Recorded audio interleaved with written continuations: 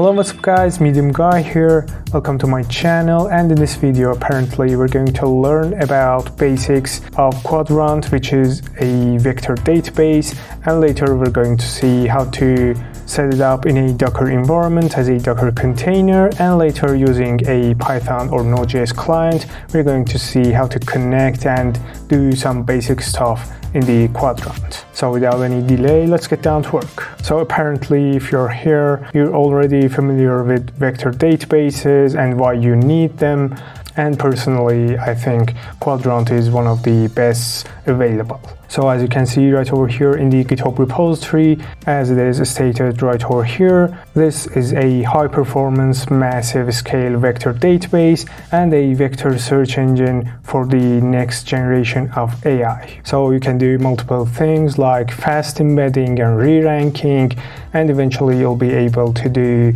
similarity search and stuff like that for your AI environment. So as you can see, this is totally open source with an official Docker image in order to set it up locally in your infrastructure.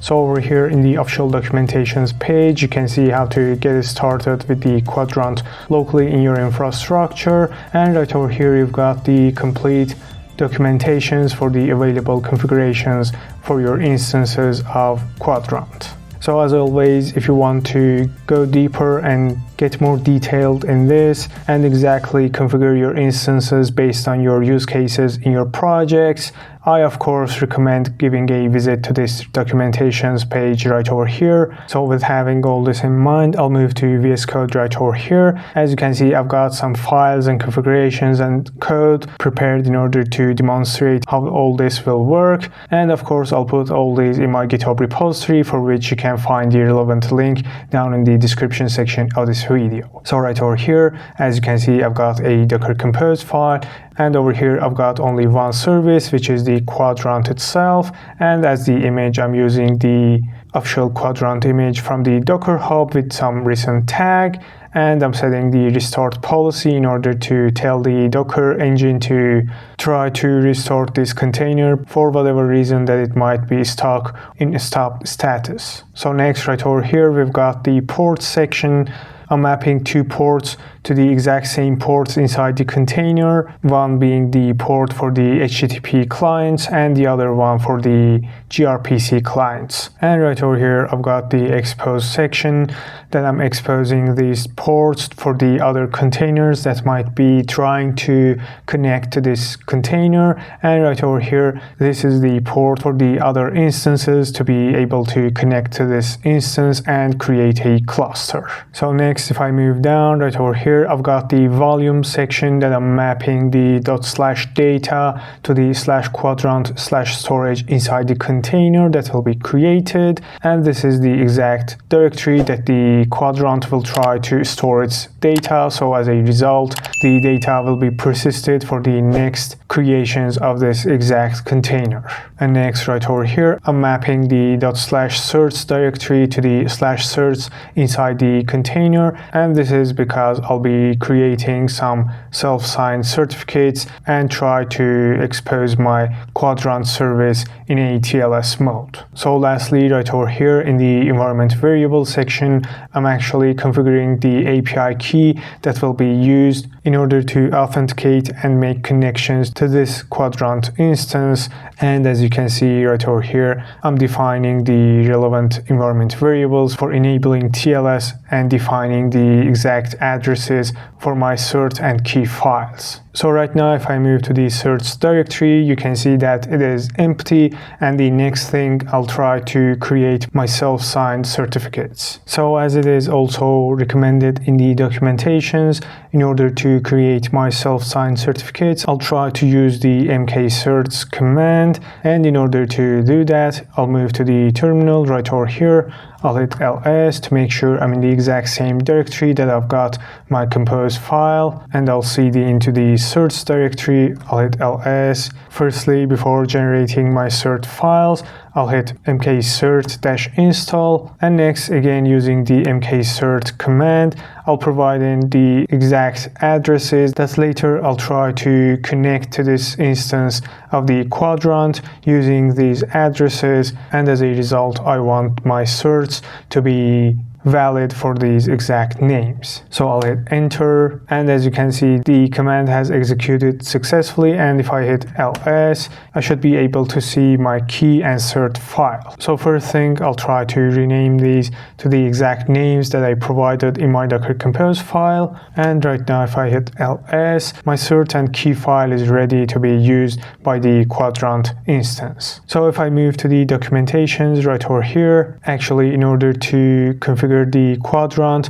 we can use the configuration file and mount it inside the container to the exact path that is shown right over here, or we can use the environment variables, and by passing it in the exact format that the Qdrant will understand, we can do the exact same thing that we could do with the configuration file. So if I move down right over here, you can see all the configuration options that we can pass in order to configure the Qdrant as our desired states. So we can configure things like the storage and many other options that you might need to give a visit to the documentations right over here for each of the configuration option documented right over here in order to manipulate how exactly you want the Qdrant to perform in your projects. So I'll move down right over here in the services section. We've got the host address for the Qdrant to be bound to. We can pass in the max workers configuration and the HTTP port and gRPC port also. And down right over here we've got the configurations for the cluster setup that we're going to see in the upcoming video, and whenever I get that uploaded I'll of course leave the link down in the description section also. Again, I'll move down right over here. We've got the configurations for enabling and manipulating the TLS setup. Like for example, we can pass in the exact path of the cert file, also the other for the key file, and if we also want SSL connections to be verified by the clients that are being connected to this Qdrant instance, we can also pass in the CA cert file to make sure the SSL connections are being done with their highest possible security. So right now my configurations and files are ready, and if I move back to the terminal right over here, I'll move back a directory, I'll hit ls and docker compose up-d, so that as I'm expecting a Docker network and a container should be created. So if I hit docker compose ps, I should be able to see that my container is in the up status with the exact same ports that I defined in my docker compose file being mapped to inside the container. So if I say docker compose logs -f to follow the logs and --tail 100 to grab the latest 100 logs of the containers that have been created by this Docker Compose file. I'll hit enter, and you can see that the Qdrant is up and running and the dashboard is available on this exact address right over here.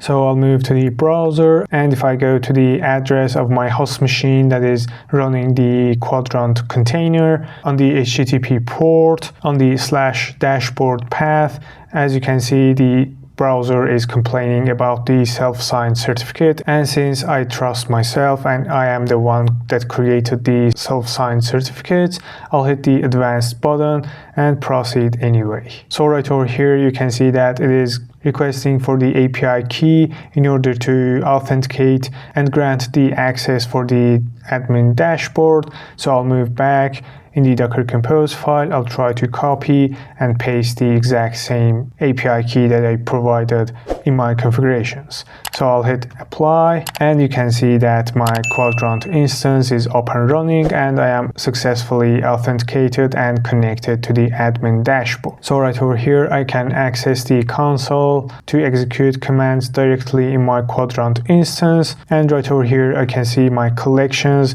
which are empty right now, or upload snapshots if I have snapshot files from previous instances. So as the last thing, I'll try to move to VS Code again, and I've got some sample code for Node.js and Python client. So firstly, I'll move to the Python, and right over here you can see that I've got a app.py file and a requirements.txt file which has only the Qdrant-client package inside it. So later I'll try to install my dependencies using this requirements.txt file. So right over here in the app file, you can see that I'm importing the Qdrant client from the Qdrant_client package. And right over here, I am initializing a Qdrant client, providing in my URL and API key, also with the verify set to false. So as a result, the Qdrant client won't be verifying the SSL cert because it is self-signed and it is not a valid cert file. Also, if you have your CA cert file, you can provide the exact path for that CA file in the options for this Qdrant client right over here. So lastly, by trying to create a collection, I'll be able to test and verify my Python client that it is successfully connected and is able to do things in my Qdrant instance. So I'll change this IP right over here to the pc.com, which is exactly the same address for my host machine's IP address where my Qdrant instance is accessible. So with having these in mind, I'll move back to the terminal. I'll hit Ctrl+C to exit out of the logs.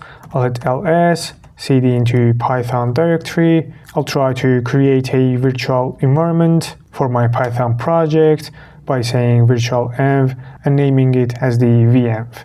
So I'll hit ls, my venv is created by saying source venv bin activate. I'll try to activate my virtual environment, and right now if I say pip install -r requirements.txt, I'll hit enter, and right now all my dependencies are installed, and right now I should be able to run my Python file. So I'll hit ls, and if I say python app.py, I'll hit enter, and you can see that it executed successfully. So if I go back to the browser right over here, I'll try to refresh the collections page, and you can see that my test collection is created successfully as it is the exact same name that I provided in my Python file.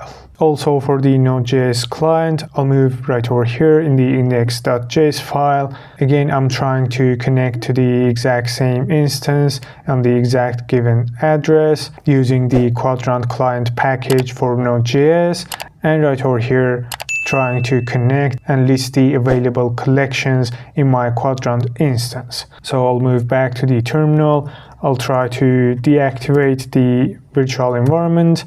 I'll try to move back to the Node.js directory, and right now if I say npm install, it'll go ahead and install all my dependencies that I provided in my package.json file. So right over here on the dependencies section, I've got the Qdrant client which is installed by the npm install command. So I'll try to nano the index.js file and change the address to the exact same address, and I'll hit save and exit out of the nano. And if I say node index.js, I should be able to see the list of the collections that is available and created in my Qdrant instance. So again, if you see right over here, I'm setting the TLS verification to 0, and that is because my SSL cert file is self-signed and not verified by trusted authorities. So that's all for this video. I hope you learned something new in this one. This was just a basic starter, and the rest of the adventure is on you. So in the next video, I'll try to show how to configure and set up a cluster of Qdrant plus high availability connection in Python client to our cluster of Qdrant. So if you found the video useful, please don't forget to like and subscribe to my channel, and if you have any questions, any recommendations, of course go ahead and ask me in the comment section down below. And with that, that's all for this video, and I hope to see you in the next videos.